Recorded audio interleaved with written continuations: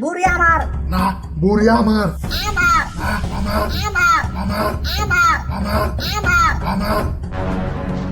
You fucking you না কুরবানি তো ঠিকই দিম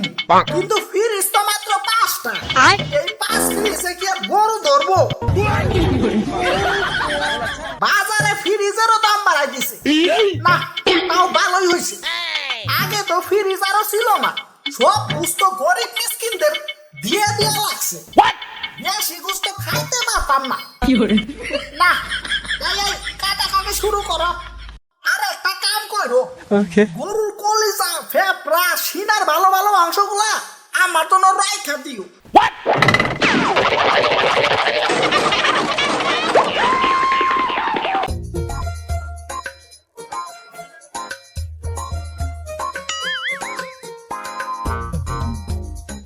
মেম্বার সাহেব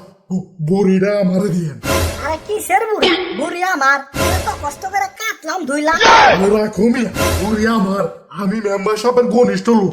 বুড়ি আমার না বুড়ি আমার না বুড়ি আমার আমার না আমার আমার আমার আমার আমার আমার আমার fucking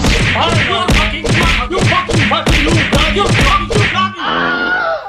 আরে দূর কি শুরু করছস তোরা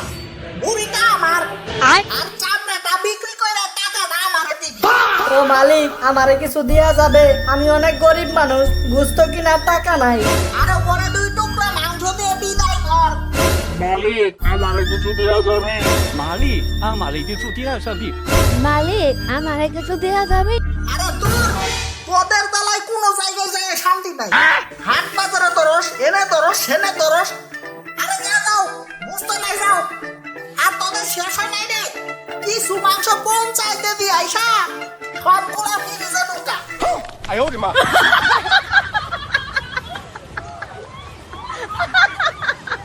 শালা কিপটা মালিক বুঝতে দিতে চাই না এইখান থেকে যদি কিছু রাখতে পারি তাহলে কিছুদিন খাওয়া যাবে আমিও কিছু রাইখাম